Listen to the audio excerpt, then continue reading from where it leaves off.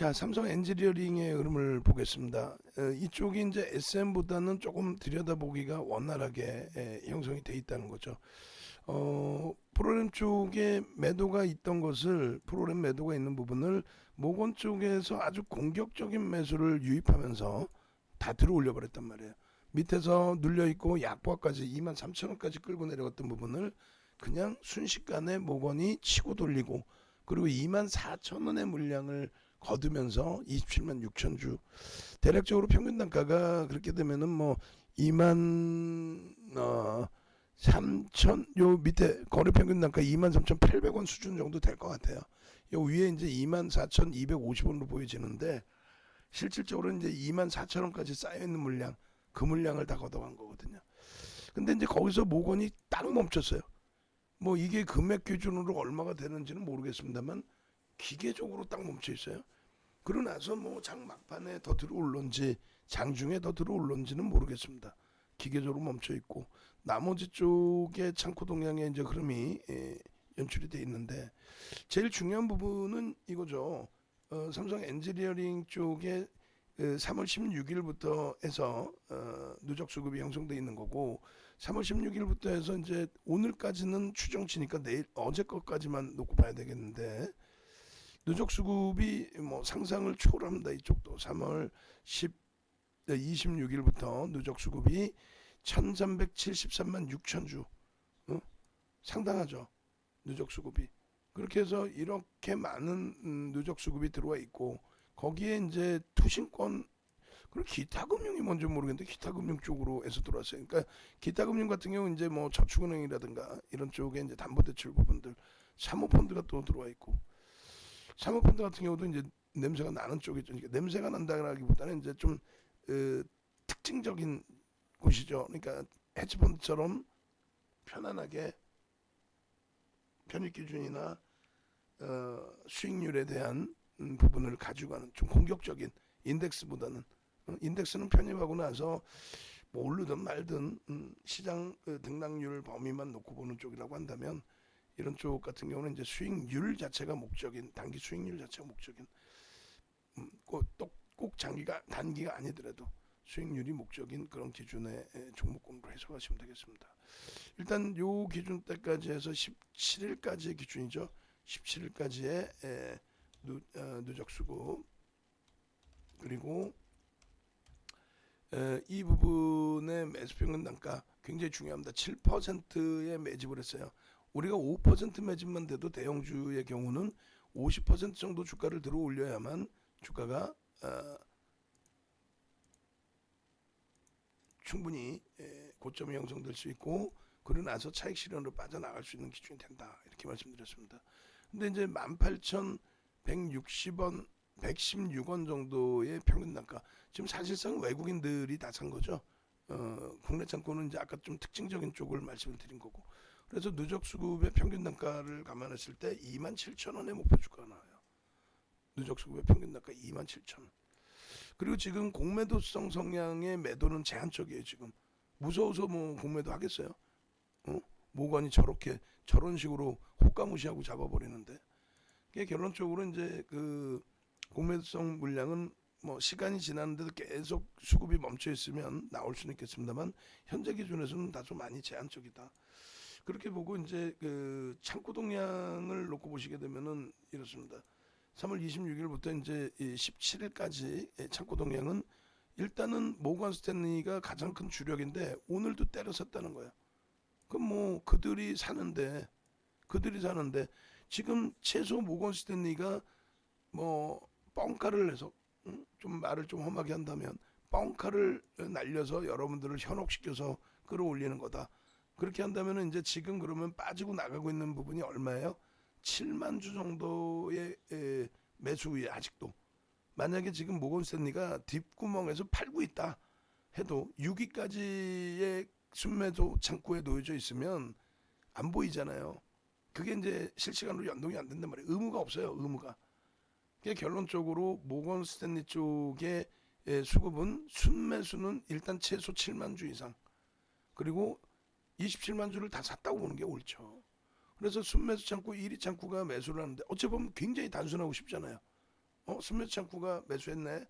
그래서 100% 갑니다가 아니라 의지할 곳이 있다는 거지. 의지할 곳이 있다. 이러다가도 HMM처럼 UBS가 갑자기 3월 9일 날 22,000원 하고 있는데 UBS가 갑자기 매수를 그냥 100만 주 정도를 하면서 8%를 땡겼다가 그랬다가 갑자기 24,000원에서 매도를 급격히 하면서 마이너스 8%까지. 그럼 말 같지도 않은 흐름을 연출을 시킨 적도 있잖아요.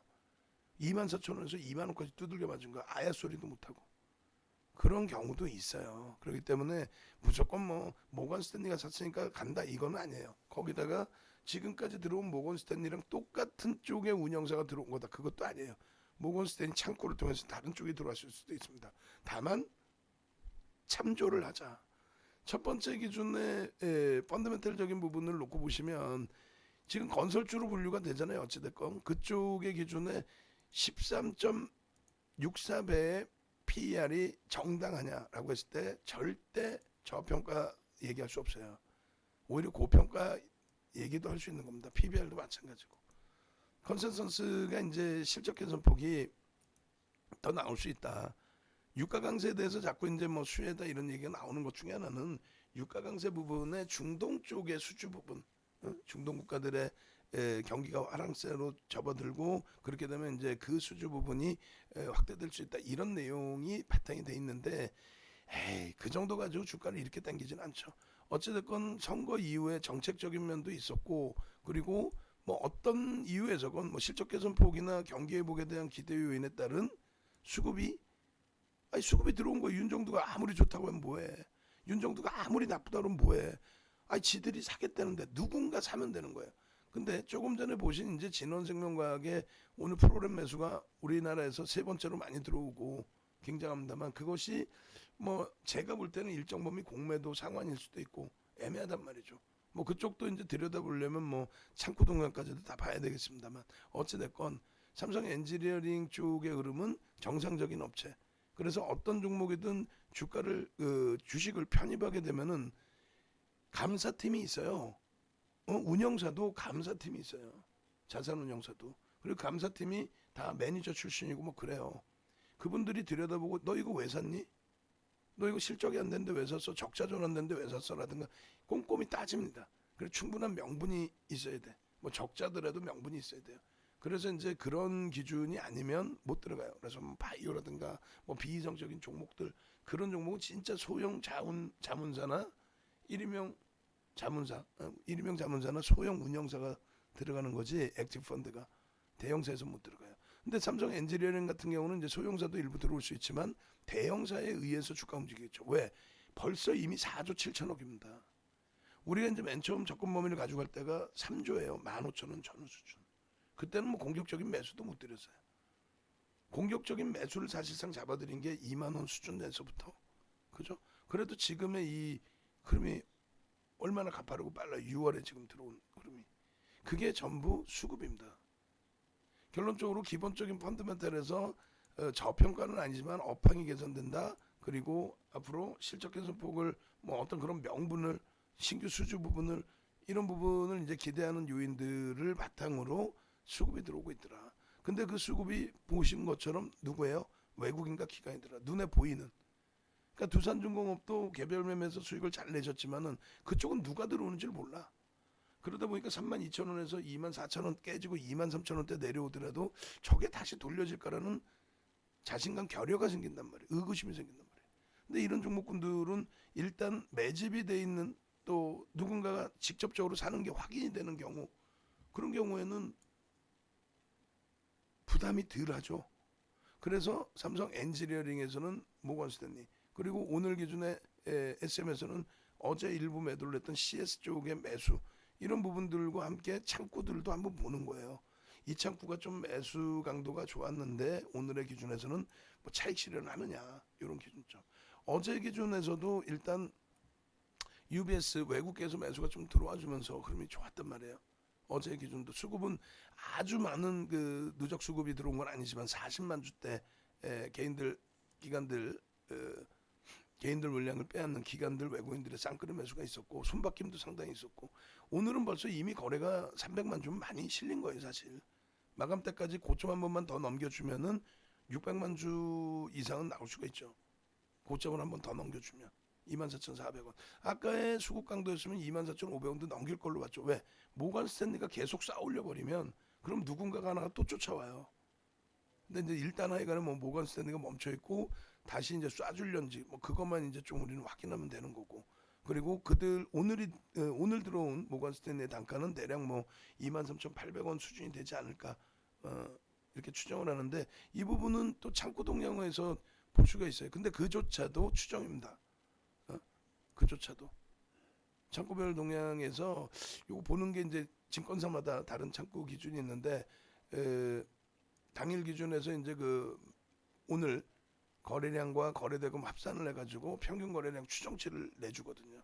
어찌됐건 결론적으로 이제 이 그 모건 스탠리의 수급 범위가 매도가 감춰져 있는 상태에서 뭐 순매수가 다 27만 주가 다 들어왔는지는 뭐 확인이 안 되는 상태라 평균 단가 뭐 설정하는 범위도 애매합니다만 그래도 23,800원 수준이다라는 거는 잡아낼 수가 있습니다.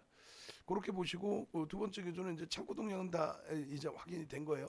누적적으로 창구 동향 다 확인이 된 거고 어제 기준에 방송 원고를 보여드리면 삼성 엔지니어링 쪽에 이제 그 기준점이 이렇게 되어 있습니다. 잠시만요. 오늘도 이제 예 감사합니다 오사님. 예.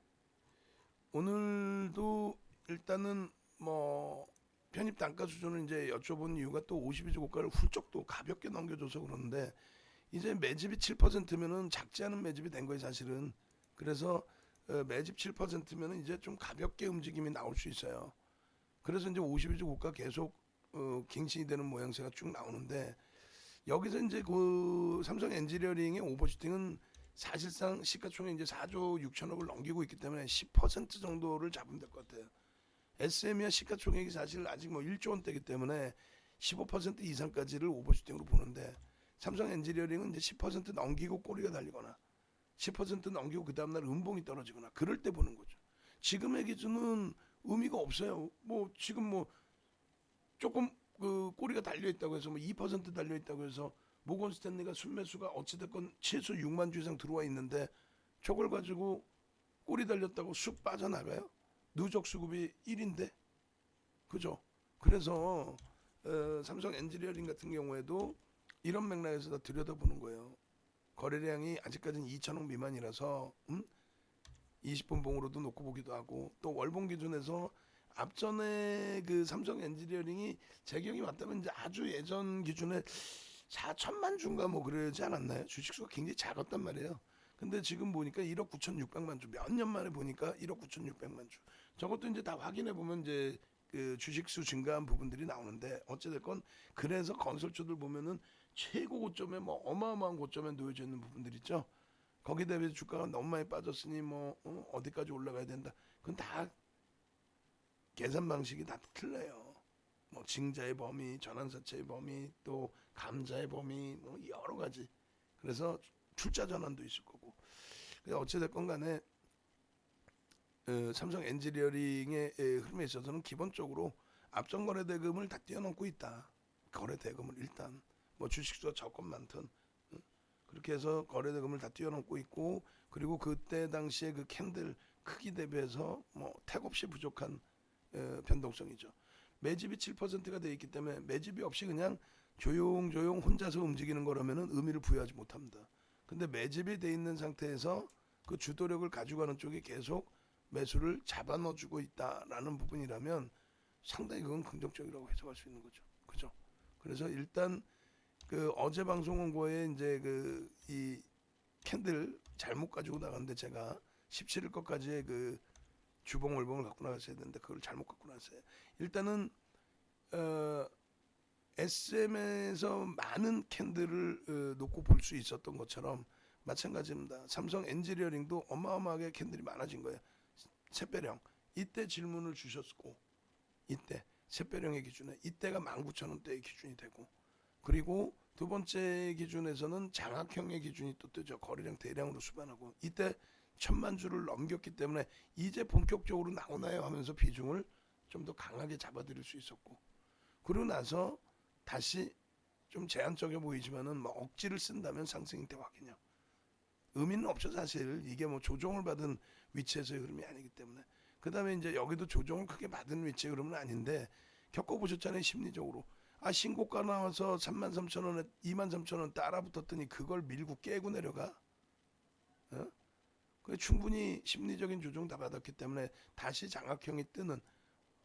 우리는 몸통뿐만 아니라 이 꼬리 부분까지 보잖아요. 윗꼬리 부분의 음봉은 윗꼬리가 몸통으로 인식된다.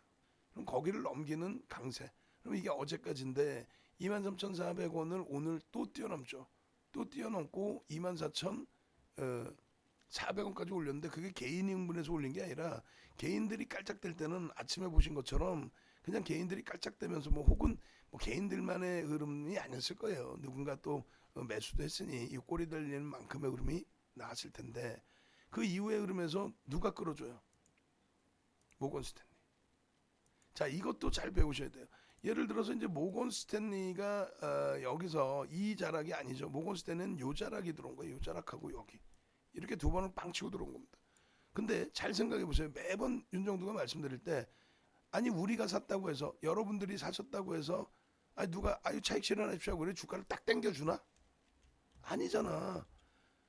아니 여러분들이 여기 밑에 꼬리 달고 내려올 때 우연찮게 잘 샀어. 우연찮게 산 거지 뭐. 어? 어찌됐건 샀어. 더 떨어질지 어떻게 알아 사실. 근데 매집이 돼 있으니 크게 부담은 없으니까 저가 편입을 한번 고민을 해서 산단 말이야. 샀는데 모건스탠이 확 잡아 당겨줘. 그래서 흥분해갖고 또 더 들어갔어. 근데 모건스탠리가 자고 있네 지금. 손님이 오셔서 쉬고 있는지 이 녀석이 갑자기 우리를 흥분시켜놨으면 끝까지 그냥 끌고 가줘야지. 금요일인데 말이야. 그냥 거기서 멈춰져 있어버리잖아요 이 녀석이. 그럼 결론은 뭐예요? 그것도 배우는 거라니까요. 아 이게 그렇구나. 대형주건 소형주건 누군가가 사서 들어올려줘야 되는데 진원생명과학도 뭐 20 몇 %까지 훌쩍 상한가 근처까지 훌쩍. 근데 지금은 또 18%야. 아니 누군가 끌어올려줘야 올라갈 거 아니에요. 근데 누군가가 이렇게 모건 스탠리가 됐든 SMSCS가 됐든 눈에 보이면 보이면 일정 범위를 기준을 잡아서 추정치를 잡아놓을 수가 있는데 그렇지 않으면 완전히 이거는 뭐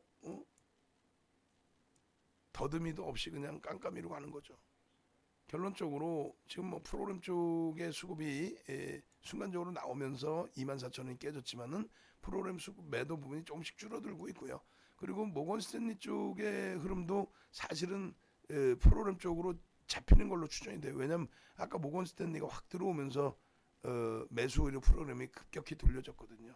어찌됐건 매입 단가가 아주 저점이다. 뭐 14,500원 이후에 아주 나는 저점에서 편입을 했다 하시는 분들의 경우는 오늘 뭐 말도 안 되게 쭉 미끄러져. 그런 경우들 가끔 있잖아요. 뭐 시장이 빠지든 자체적으로 눌리든 그렇게 되면 마지노선은 5%. 또 뭐 차익실을 꼭 해야겠다 하시면 뭐 1.5, 2% 잡지만 우리는 지금 그 부분은 잡진 않습니다. 오히려 저가와 고가 그래봐야 퍼센테이지가 얼마 안 돼요. 그래서 밀리건 뭐하건 이렇게 내려오면 여기서 전부 편입의 기준을 잡습니다. 아까 진원생명과학을 설정해 드릴 때랑 다르죠.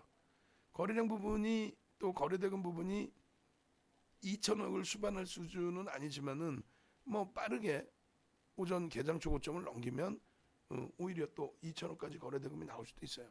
800만 주 뭐 이렇게 거래대금이 700만 주, 800만 주, 그죠? 그러면 2천억이 넘겨져요. 그러면 다음 주에 어마어마한 또 시세 분출을 기대해 볼 수 있는 거죠.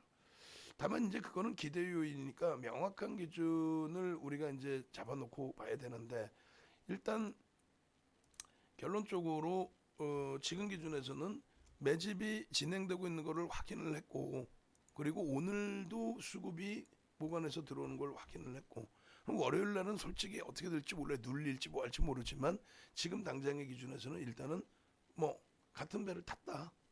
뭐 농담하는 게 아니라 또 과도하게 밀린다면 기존에 갖고 있던 물량은 유지를 어렵잖아요. 아니 주가가 맨날 종가가 맨날 올라가야 되나? 그건 아니잖아요. 그래서 기존 물량 유지, 신규 편입자 오늘에서야 이제 처음 들어오셨다 하시는 경우에 그렇다면은 거기에서 추가 편입의 기준으로 단가를 낮추는 기준을 잡습니다. 근데 오늘 문자가 이제 어차피 23,800원, 900원 나간 문자가 그렇기 때문에 부담이 없죠. 2분의 1과 3분의 1 저점 대비 고가의 기준이면 23,700원과 23,900원이 되는데 거래량에 대한 의미를 부여하지는 않습니다. 왜? 일본 기준의 5MA, 20MA의 기준 5일, 20일 평균 거래량을 일본에서 넘기고 있기 때문에 그래서 사실 거래량 의미를 부여하지는 않는데 그래도 탄력적인 시세를 우리가 원하는 거니까 그렇게 되려면 30만 주 정도 5분봉에서 30만 주 정도의 거래량이 수반되고 요 위쪽에 저점에서부터 이 위쪽까지 장중 등락이 어떻게 나올지 모르니까 뭐 6% 등락범위야 얼마든지 왔다 갔다 할 수 있는 등락범위가 되잖아요. 그래서 5분봉은 이렇게 설정을 해드립니다. 그 다음에 이제 일주 월봉 다음 주까지도 보셔야 되니까 주봉들이 또 월봉까지도 들여다 보셔야죠. 그래서 일단은 지금 그 설정 범위를 그리고 이제 얘기 안 했는데 기계적으로 어제 야간 그 방송 자르는 건 기계적으로 잘라야 돼. 지금 기계적으로 잘라서 그게 나와서 올려지고 있어야 돼. 지금 모니터링하고 계시면 채팅방에 대답을 해주고 그렇게 해서 어제 야간에 무료 방송에서도 그렇고 박스경제 TV에서도 그렇고 SM과 삼성 엔지니어링 다 녹화했잖아요. 그러니까 그걸 통으로 지금 링크 걸어서 통으로 좀 뿌려주고 있어야지. 그죠? 지금 이렇게 녹화가 되기 전에. 그러니까 매일매일 그 전날 어떤 종목이 나갔는지 알잖아 원고가.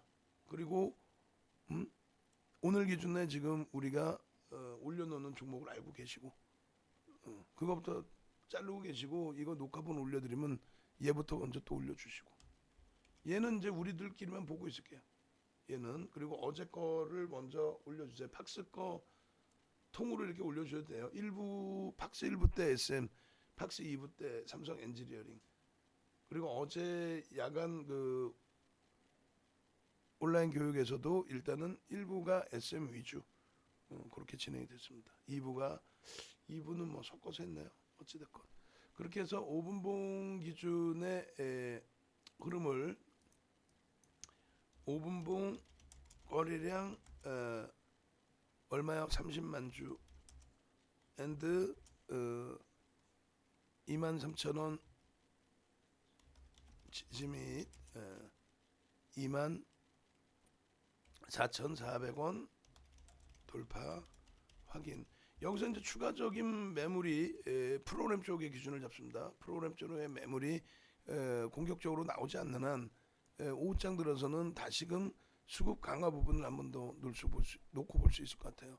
거래대금이 아직까지 월등히 실려있지 않기 때문에 주봉상에 너무 많이 오른 거 아니에요. 거래대금이 월등히 실려있지 않습니다. 지금은 아직까지.